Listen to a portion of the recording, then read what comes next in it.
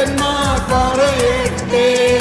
അവിടുത്തെ കാരുണ്യം ശാശ്വതമാണെന്ന്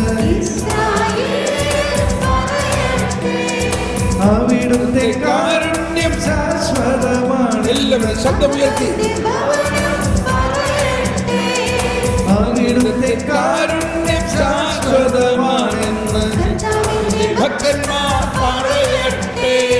അവിടുത്തെ കാരുണ്യം ശാശ്വതമാണെന്ന് അവിടുത്തെ കാരുണ്യം ശാശ്വതമാണെന്ന് അവിടുത്തെ കാരുണ്യം ശാശ്വതമാണെന്ന് കർത്താവിനു കൃതജ്ഞതയർപ്പിക്കുവിൻ. അവിടുന്ന് നല്ലവനാണ്. അവിടുത്തെ കാരുണ്യം എന്നേക്കും നിലനിൽക്കുന്നു. Praise the Lord. എന്താ നമ്മൾ കേട്ടത്? അവിടുത്തെ കാരുണ്യം കുറച്ച് നേരത്തേക്കുള്ളൂ. എന്താണ് ശാശ്വതം എന്ന് പറഞ്ഞാൽ? എന്നേക്കും എന്ന് ആര് പറയട്ടെ? ഇസ്രായേൽ പറയട്ടെ, അഹറോന്റെ ഭവനം പറയട്ടെ, മാർ പറയട്ടെ, അതായത് എല്ലാവരും. അപ്പോൾ ഈ സങ്കീർത്തനത്തിലും നമ്മൾ കാണുന്നത് ആരെയാണ്? അതിൻ്റെ അവസാന ഭാഗം നമ്മൾ കേട്ടല്ലോ. പണിക്കാറുപേക്ഷിച്ചു കളഞ്ഞ കല്ല് മൂലക്കല്ലായി തീർന്നു. അതാരാണത്? കണ്ടോ, കൃത്യമായിട്ട് ഈ സങ്കീർത്തനം മുഴുവനും കർത്താവ് ഈശോ മിശിഹായുടെ പ്രവർത്തനമല്ലേ?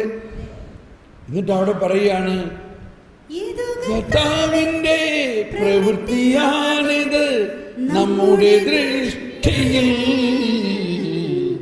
വിസ്മയാവഹമായിരിക്കുന്നു. എന്താണ് കർത്താവിന്റെ പ്രവൃത്തി എന്ന് പറയുന്നത്?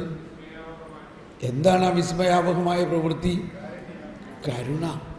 കണ്ടോ, ഈ കരുണയുടെ പ്രവൃത്തി കർത്താവിൻ്റെ പ്രവൃത്തിയാണ്.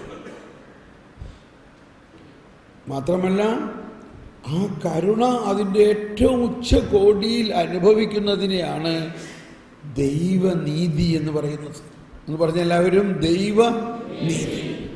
അതാണ് ഈശോ പറഞ്ഞത്, ആദ്യം നിങ്ങൾ ആ നീതി അന്വേഷിക്കുക.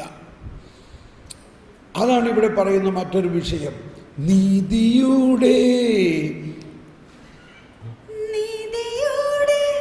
കവാടങ്ങൾ എനിക്കായി തുറന്ന് തരിക, ഞാൻ അവയിലൂടെ പ്രവേശിച്ച് കർത്താവിനു നന്ദി പറയട്ടെ.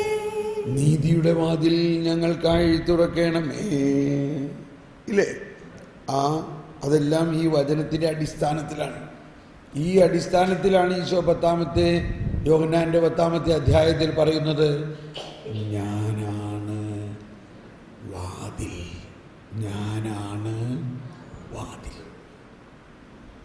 I am the door. എന്തിൻ്റെ വാതിൽ? നീതിയുടെ വാതിൽ.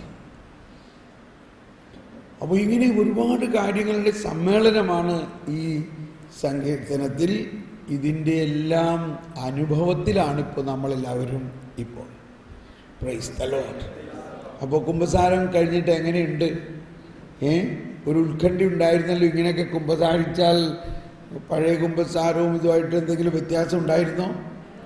ഉണ്ടായിരുന്നെങ്കിൽ നിങ്ങളിപ്പോൾ കുറച്ച് പേരെങ്കിലും വന്ന് ഇവിടെ ഒരു അല്പസമയം നമുക്കൊരു ഷെയറിങ്, പ്രത്യേകിച്ച് ഇങ്ങനെ കുമ്പസാരിച്ചപ്പോൾ നമുക്ക് എന്തനുഭവമാണ് ഉണ്ടായതെന്നും ആ ദൈവത്തിൻ്റെ കരുണയും നീതിയും ദൈവത്തിൻ്റെ കൃപയും മുന്നിൽ കണ്ടുകൊണ്ട് കുമ്പസാരിച്ചപ്പോൾ എന്തനുഭവം ഉണ്ടായി, അതുകൂടാതെ ഇന്ന് കേട്ട ക്ലാസ്സുകളിലെ ചില ആശയങ്ങൾ നിങ്ങളെ എങ്ങനെ സ്പർശിച്ചു, എന്ത് പുതിയ ബോധ്യം കിട്ടിയെന്ന് നമുക്കൊന്ന് പങ്കുവയ്ക്കണം. ഒന്ന് കണ്ണടച്ച് ആദ്യം പ്രാർത്ഥിക്കാം. പരിശുദ്ധാത്മാവേ, നന്ദി പറയുന്നു.